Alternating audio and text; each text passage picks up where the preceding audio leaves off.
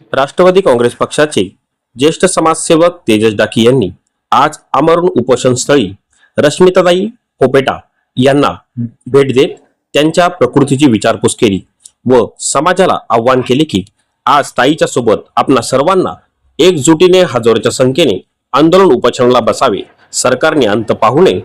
सरकारने लोकभावना पाहता ही मागणी नाही तर सर्वांचे स्वप्न असल्याची भावना या निमित्ताने दिवा पाटील यांचे नाव विमानतळ मिळावे या समर्थन उद्देशाने व्यक्त केले। ज्या पद्धतीने आज रश्मिताई पोपेटा ह्या ज्या आंदोलन करत आहेत, आमरण उपोषण करत आहेत, खरोखर म्हणजे ही लाजिरवाणी गोष्ट आहे सरकारसाठी। कारण आज आपण आमच्या आठवणी असतील, आमची घरदारं असतील, हे सर्व सोडून आम्ही आज सर्व त्याग करून आम्ही आमच्या एअरपोर्टसाठी घरदार सोडलं, संसार सोडलं, आमच्या आठवणी सोडल्या आणि हे सर्व सोडून सुद्धा जर आम्हाला या एअरपोर्टला नाव देण्यासाठी आमची जर ताई आज मरणाच्या दाढीत उभी आहे आणि तरी सुद्धा सरकार जर दुर्लक्ष करत आहे तर खरोखर ही लाजिरवाणी गोष्ट आहे। कांतीलाल कडू साहेबांवर विश्वास ठेवून ज्या पद्धतीने आज रश्मिताई पोपेटांनी जो आंदोलन सुरू केलेलं आहे त्याच्यामुळे कदाचित मला असं वाटतं आज कुठेतरी आज आपला समाज एकवटलेला आहे। जेव्हा आपण रश्मिताईकडे पाहतो तर आज ती एकटी आमरण उपोषण करत आहेत, पण खरोखर आपल्या समाजातील आगरी कोली कराडी समाजाची जी जनता आहे त्यांनी तिला साथ देणं गरजेचे होते। तिच्यासोबत आज हजारो महिला, हजारो पुरुष आंदोलनाला आमरण उपोषणाला बसायला हवे होते, परंतु ते चित्र कुठेतरी दिसत नाहीये।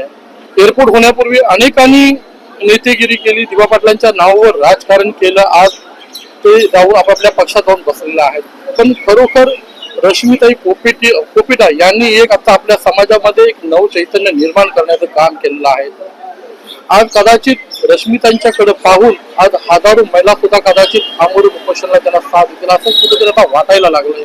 आणि मला वाटतंय की सरकारने आता जास्त अंत न पाहता रश्मिताई पोपेटा आणि आमच्या पूर्ण समाजाची ही मागणी लवकरात लवकर पूर्ण करावी आणि आमच्या एअरपोर्टला दिवा पाटील साहेबांचं नाव देण्यात यावं। दिवा पाटील साहेबांनी जर त्यावेळी हे निर्णय घेतले नसते तर आज आपला समाज देशोधडीला लागला असता।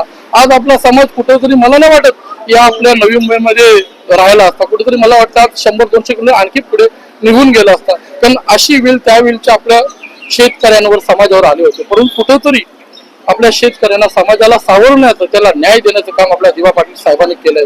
दिवा पाटील आपल्या समाजासाठी बाप नाहीत, महाबाप आहेत आणि आज आपला जो समाज लोक आहे तो दिवा पाटील साहेबांच्याच मुलं आहे। परंतु होतोय काय, दिवा पाटील साहेबांच्या नावाचा फक्त लोक राजकारणापुरताच उपयोग करून घेतात। मग अशा वेळी कुठेतरी सर्वसामान्य जनतेतून रश्मिताई पोपेटा निर्माण होत आहे। आज रश्मिताई पोपेटाच्या मुलं आज आपल्या समाजाला एक जाग करण्याचं तिने काम केलेलं आहे। आज तिच्या मुलं आपला समाज जाग झालेला आहे आणि मला वाटतं कुठेतरी आता तरी आपल्या समाजाच्या लोकांना जाग येईल आणि पक्षविरहित तिला सर्व लोक सपोर्ट करतील, तिच्या पाठीशी खंबीरपणे उभे राहतील। सर्व पक्षी वगैरे सोडून द्या, आपल्या समाजाच्या लोकांनी एकत्र येऊन आंदोलन करणं गरजेचं आहे। कारण आता आपण ज्या पद्धतीने बघतो 5 दिवस झाले अन्न वाचून पाण्या वाचून ती उपाशी आहे, जीवन मरणाच्या या दाढीत ती उभी आहे आणि अशा वेळेला पक्ष वगैरे सोडा, आपला समाज जर एकत्र आला, आपला आगरी कोली कराडी समाज जर एकत्र आला, काही पक्षाची गरज नाहीये, कुठल्याही पक्षाची गरज नाही।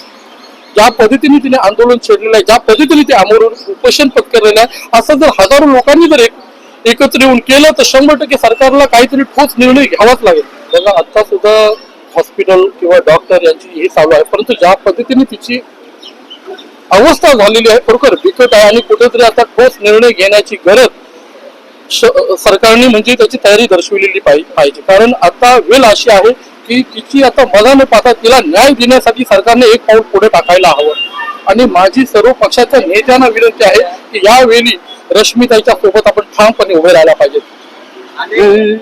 भूमिपुत्रांच्या हक्कासाठी मायेकुनी लढली, भूमिपुत्रांच्या हक्कासाठी मायेकुनी लढली, खरा सलाम वाघिणीला आमच्या रश्मिता ताईला, दिबा साहेबांचं नाव पाहिजे त्या मुंबईच्या एअरपोर्टला।